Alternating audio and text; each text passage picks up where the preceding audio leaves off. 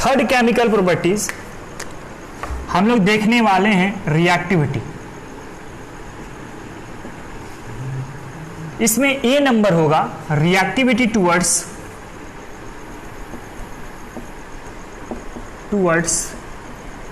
Hydrogen. Group 15 का element hydrogen से react कर रहा है। अब केमिकल रिएक्शन स्टार्ट हो रहे हैं, यहां से देखना। ग्रुप 15 का कोई भी एलिमेंट अगर हाइड्रोजन से रिएक्ट करता है तो ये हाइड्राइड बनाता है। क्या बनाता है? हाइड्राइड बनाता है। ग्रुप 15 का एलिमेंट हाइड्रोजन से रिएक्ट करता है तो क्या बनाएगा? हाइड्राइड बनाएगा। बैलेंस कर लो यहां से। ई में क्या क्या आ सकते हैं? यहां पर एलिमेंट कौन कौन रख सकते हो आप? ग्रुप 15 का जैसे नाइट्रोजन, फास्फोरस, आर्सेनिक, एंटीमनी और बिस्मथ। तो क्या क्या हाइड्राइड बना देगा यहां से? ई के जगह पर अगर मैं नाइट्रोजन रखता हूं तो क्या बन जाएगा? Ammonia, that is NH3। Phosphorus रखता हूं तो बनेगा PH3। आर्सेनिक रखते हो तो AsH3, एंटीमनी H3 और बिस्मथ H3। अब एक पॉइंट यहां से याद रखना। अब यहां पे देखो सेंटर ऑफ एटम को कंक्लूड करो। Nitrogen, phosphorus, arsenic, antimony, bismuth. Periodic table में कैसे रेंज है? नाना पार्टिकल ऐश्वर्या सब भी मान, यानी टॉप टू बॉटम आ रहे हैं। टॉप टू बॉटम साइज क्या होते हैं बाबू? इंक्रीज करते हैं। अब देखो ये सेंटर ऑफ एटम कहलाएगा। सेंटर ऑफ एटम कहलाएगा। अगर मैं नाइट्रोजन कंसीडर कर रहा हूं तो नाइट्रोजन इतना बड़ा, फास्फोरस कंसीडर करो, फास्फोरस इससे थोड़ा सा बड़ा, और आर्सेनिक कंसीडर करते इससे थोड़ा सा और बड़ा, एंटीमनी कंसीडर करते इससे थोड़ा सा और बड़ा। तो टॉप टू बॉटम इंक्रीज कर रहा है साइज इसी तरीके से ना। अब यहाँ पर हाइड्रोजन को देखो, अगर मैं बोल रहा हूं यहां से ये हाइड्रोजन बॉन्डेड है, यहां पर ये हाइड्रोजन बॉन्डेड है, यहां पर ये हाइड्रोजन बॉन्डेड है, यहां पर ये हाइड्रोजन बॉन्डेड है। अब जरा गौर करना, हाइड्रोजन का साइज तो सेम है, इससे कोई दिक्कत नहीं है। हाइड्रोजन का साइज तो हमेशा सेम ही मिलेगा आपको, कहीं पर भी चले जाओ इसमें। अब देखो नाइट्रोजन इतना छोटा था तो बॉन्ड भी छोटा बनेगा। थोड़ा सा फास्फोरस बड़ा हो गया तो ये बॉन्ड भी थोड़ा सा बड़ा हो गया होगा।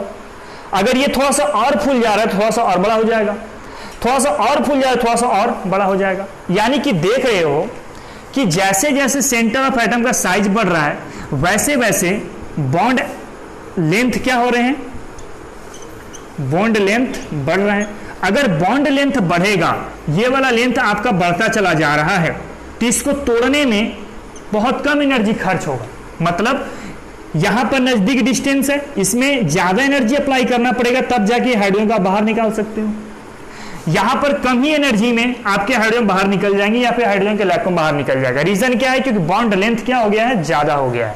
तो यहां से एक चीज याद रखना, size of centre metal atom या फिर सेंटर ऑफ एटम कह लो, centre of atom, size of centre of atom क्या हो रहे हैं? इंक्रीज कर रहे हैं।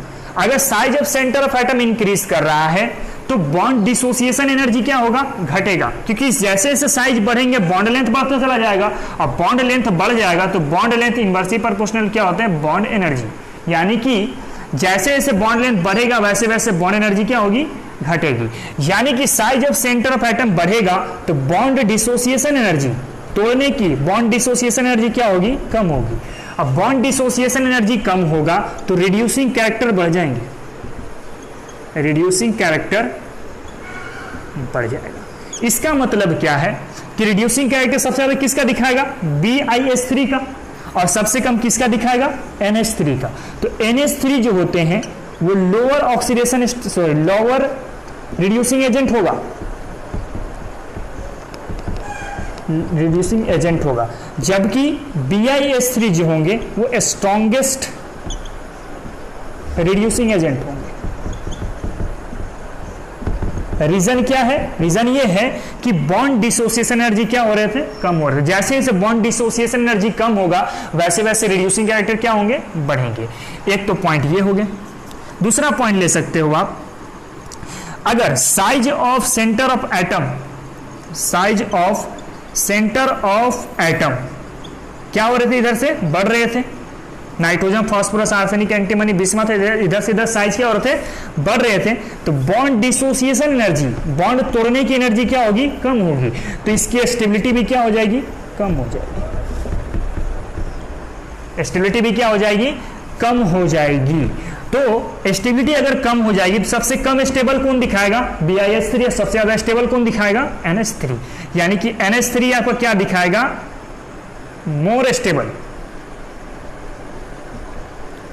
और BiH3 क्या दिखाएगा, लेस स्टेबल। रीजन क्या है कि बॉन्ड डिसोसिएशन एनर्जी क्या हो रहे हैं, घट रहे हैं। तो ये दो चीज याद रखना। तीसरा पॉइंट हम लोग लेके चलते हैं यहां से कि BDE, बॉन्ड डिसोसिएशन एनर्जी, इसको हम लोग बोलेंगे बॉन्ड डिसोसिएशन एनर्जी। अच्छा, बॉन्ड डिसोसिएशन एनर्जी क्या होता है, एक ऐसा एनर्जी जो बॉन्ड को तोड़ने के लिए रिस्पॉन्सिबल होता है। डिसोसिएशन का मतलब क्या होता है, तोड़ना, क्या होता है, तोड़ना। तो एक ऐसा एनर्जी जो बॉन्ड को तोड़ने के लिए रिस्पॉन्सिबल होगा, उसको हम लोग क्या बोलेंगे, बॉन्ड डिसोसिएशन एनर्जी बोलेंगे। अगर मैं बेसिसिटी की बात कर लेता हूं, बेसिसिटी, तो बेसिसिटी कैसे दिखोगे, तो basicity is directly proportional to होते हैं चार्ज डेंसिटी। क्या होते हैं, चार्ज डेंसिटी। जैसे जैसे चार्ज डेंसिटी बढ़ेगा वैसे वैसे बेसिसिटी क्या होंगे, बढ़ेंगे। बेसिसिटी क्या होता है, removal of hydrogen. Removal of hydrogen को हम लोग क्या बोलते हैं, बेसिसिटी बोलते हैं। यहां से हाइड्रोजन रिमूव हो सकता है, यहां से हाइड्रोजन रिमूव हो सकता है, तो removal of hydrogen is called as basicity. किसके ऊपर डिपेंड करेगा, चार्ज डेंसिटी के ऊपर डिपेंड करेगा। अब चार्ज डेंसिटी क्या होता है, चार्ज डेंसिटी इक्वल टू होते हैं ratio of charge per unit size. अब देखो, चार्ज पर यूनिट साइज, इधर से इधर जा रहे थे, सेंटर एटम जो है उसकी साइज क्या हो रही थी, बढ़ रही थी। अब मैं लिख रहा हूं यहां से centre of atom, size of centre of atom क्या हो रहे थे, बढ़ रहे थे। अब जरा देखो, साइज जब बढ़ेगा तो चार्ज डेंसिटी क्या होने लगेगा, कम होने लगेगा, क्योंकि ये वाला अंश और हर देखे होंगे, तो हर का वैल्यू जब बढ़ता चला जाएगा तो चार्ज डेंसिटी क्या होंगे, कम होते चले जाएंगे। चार्ज डेंसिटी क्या होगा, कम हो जाएगा। अब चार्ज डेंसिटी कम हो गया तो बेसिसिटी क्या हो जाएगा, कम हो जाएगा। तो सबसे कम बेसिसिटी किस में दिखेगा, BH3 में, और सबसे ज्यादा किस में दिखेगा, NH3 में। तो ये वाला पॉइंट को भी आपको याद रखनी है, ठीक है। एक और लास्ट पॉइंट इसमें हम लोग देख लेते हैं, वो है आपके बॉन्ड एंगल। बॉन्ड एंगल, तो बॉन्ड एंगल के लिए आप एक पॉइंट याद रखना कि bond angle is directly proportional to electronegativity of centre atom and inversely proportional to electronegativity of side atom. अभी इसके बारे में पता चल जाएगा आपको। अमोनिया है, PH3 है और ASH3 है। अब देखो, इधर से इधर हम लोग जा रहे हैं, इधर से इधर जा रहे हो तो top to bottom Nana particle Aishwarya सभी मार, टॉप टू बॉटम आओगे तो इलेक्ट्रोनेगेटिविटी क्या होता है, कम होता है। यानी कि electronegativity of centre atom decreases. जब सेंटर एटम का इलेक्ट्रोनेगेटिविटी घटेगा तो बॉन्ड एंगल क्या होंगे, घटेंगे। बॉन्ड एंगल क्या हो जाएगा, घट जाएगा। तो सबसे कम एंगल किसका दिखाएगा, इसका, उसके बाद इसका। यानी कि टॉप टू बॉटम जब जैसे जैसे मूव करते हैं, अगर सेंटर ऑफ एटम का इलेक्ट्रोनेगेटिविटी कंसीडर कर रहे हो तो उसका बॉन्ड एंगल क्या होगा, डिक्रीज करेगा। एक और एग्जांपल लेके चलते हैं हम लोग। जैसे कि सपोज कर रहा हूं मैं कि मैंने एक एग्जांपल लिया NF3, एक लिया NCl3 और एक लिया NBr3। ये 3 एग्जांपल में लिया। अब देखो, सेंटर ऑफ एटम नाइट्रोजन है, जबकि यहां पर सेंटर ऑफ एटम क्या हो रहे थे, अलग अलग हो रहे थे। यहां पे साइड एटम सेम था, लेकिन यहां पर क्या है, सेंटर एटम सेम है और साइड एटम क्या है, अलग अलग है। साइड एटम में देखो, फ्लोरीन है, क्लोरीन है, ब्रोमीन है। पीरियोडिक टेबल में arrangement fluorine, chlorine, bromine.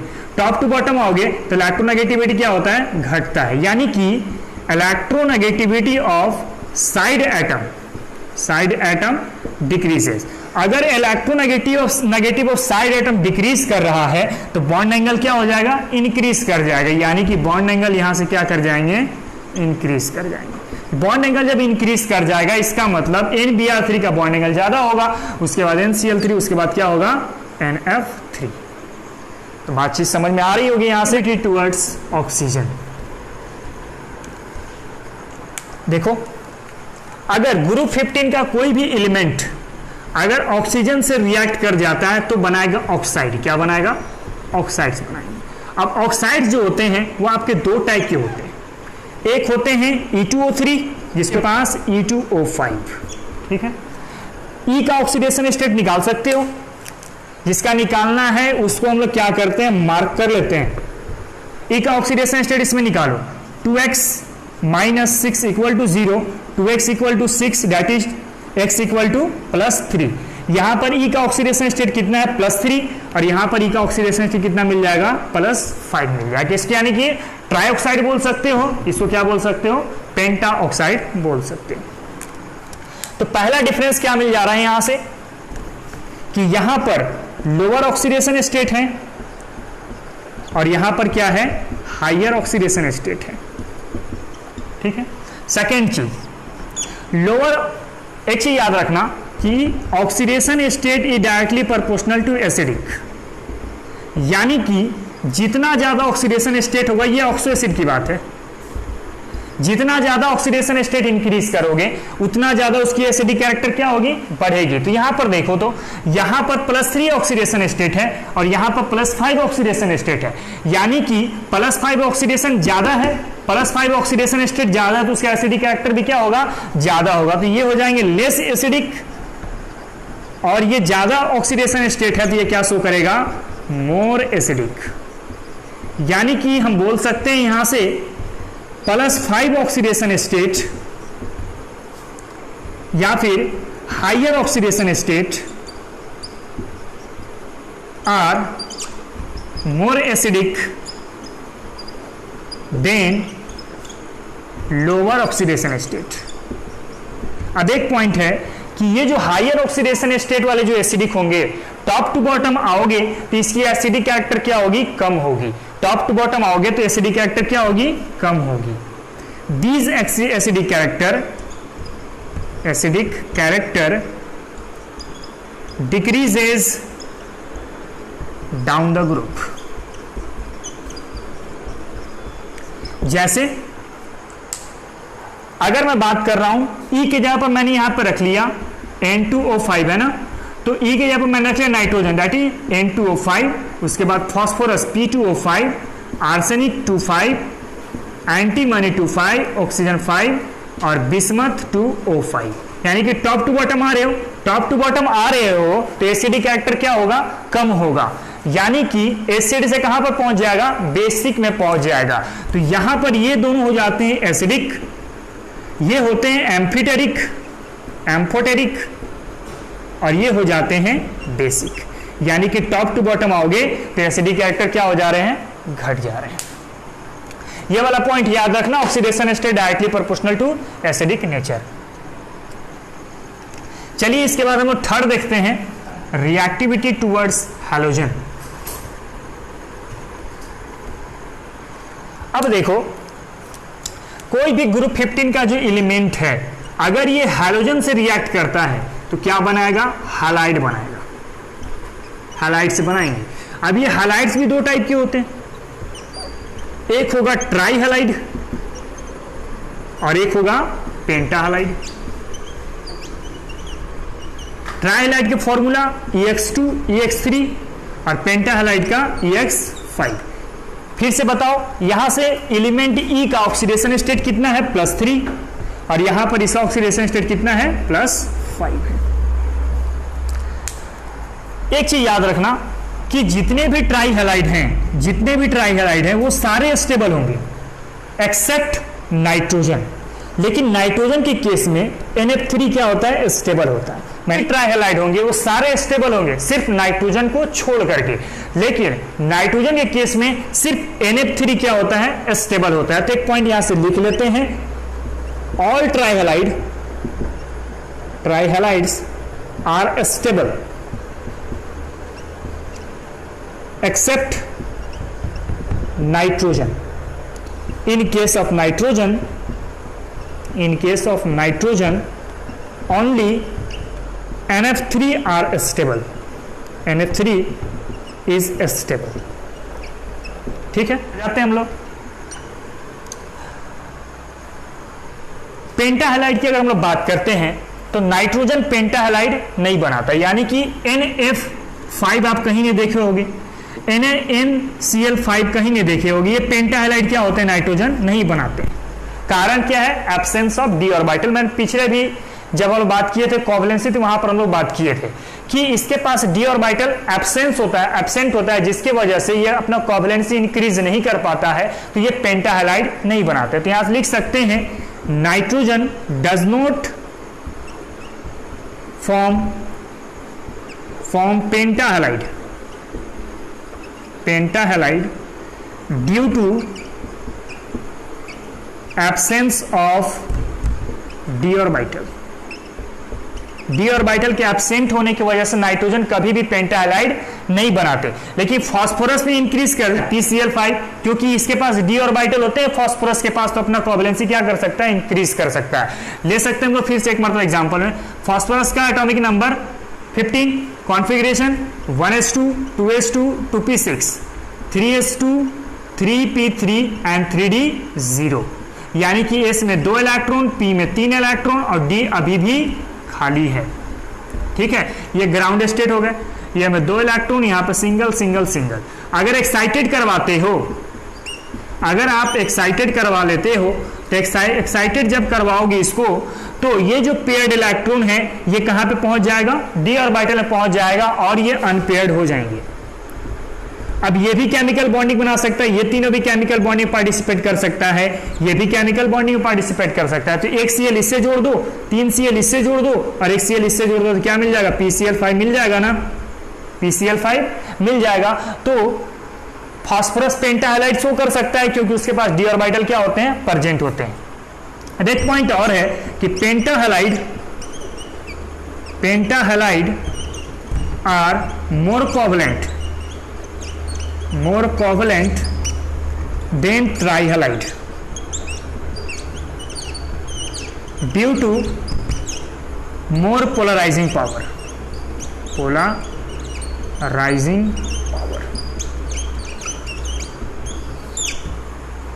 Polarising power को समझाते हैं अभी थोड़ा। मैं पढ़ा चुका हूं इसको, मैं क्लास 11 में केमिकल बॉन्डिंग में। बस charge on centre atom is directly proportional to polarizing power और polarizing power directly proportional to covalent character।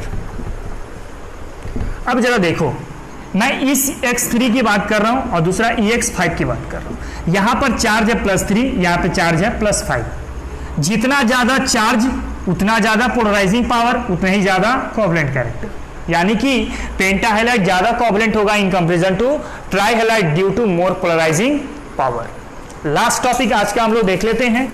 Next है वहां पर रिएक्टिविटी टुवर्ड्स मेटल। देखो, कोई भी ग्रुप 15 का एलिमेंट अगर मेटल से रिएक्ट करता है तो बनाएगा बाइनरी कंपाउंड कहने का मतलब क्या है कि इसमें 2 एलिमेंट से मिलकर के बने होंगे। जैसे एग्जांपल के तौर पे, अगर मैं नाइट्रोजन, ग्रुप 15 का मेंबर है, नाइट्रोजन का रिएक्शन अगर मैं कैल्शियम से करवा देता हूं तो बन जाएगा कैल्शियम 3N2। उसी वहीं पर अगर फास्फोरस का रिएक्शन कैल्शियम से करवा देते हो तो बन जाएगा कैल्शियम 3 फास्फोरस 2। ये कैसे बना, इसके लिए एक पॉइंट याद रखना, 4। ये आउटर मोस्ट इलेक्ट्रॉन है, किसी भी एलिमेंट का। अगर आउटर मोस्ट इलेक्ट्रॉन 4 से कम है तो वही इसका वैलेंसी हो जाएगा। अगर आउटर मोस्ट इलेक्ट्रॉन 4 से ज्यादा है तो इसका वैलेंसी कैसे निकालोगे, 8 माइनस आउटर मोस्ट इलेक्ट्रॉन। अब यहीं से इसको निकालने का तरीका देखते हैं। जैसे कि हमारे पास है एक कैल्शियम है और दूसरा है नाइट्रोजन। कैल्शियम की बात करो तो कैल्शियम का एटॉमिक नंबर क्या होता है, 20, configuration 1s2 2s2 2p6 3s2 3p6 and 4s2। Outermost shell में कितने इलेक्ट्रॉन हैं, 2 इलेक्ट्रॉन है। क्या ये 4 से कम है, अगर 4 से कम है तो इसका वैलेंसी आउटर मोस्ट इलेक्ट्रॉन ही हो जाएगा, इसका मतलब इसका वैलेंसी क्या मिल जाएगा आपको 2 मिल जाएगा। नाइट्रोजन की बात करो, नाइट्रोजन का atomic number 7, configuration 1s2 2s2 2p3, valence में कितने इलेक्ट्रॉन है 5 इलेक्ट्रॉन। क्या ये 4 से ज्यादा है? अगर 4 से ज्यादा है तो 8 में से वैलेंस इलेक्ट्रॉन क्या करेंगे, 8 में से आउटर मोस्ट इलेक्ट्रॉन क्या करेंगे, घटा देंगे, वैल्यू कितना आ जाएगा 3 आ जाएगा। तो यहाँ पर वैलेंसी कितनी मिल जाएगी 3, क्रॉस मल्टीप्लाई करो दोनों को तो वैल्यू क्या हो जाएगा Ca3N2। तो यही चीज यहाँ पे आपको मिल रहा है। उसी तरीके से फास्फोरस का भी निकाल लेंगे। तो आज के लिए हम लोग इतने ही, उसके बाद नेक्स्ट क्लास हम लोग प्रिपरेशन ऑफ डाई नाइट्रोजन से स्टार्ट करेंगे।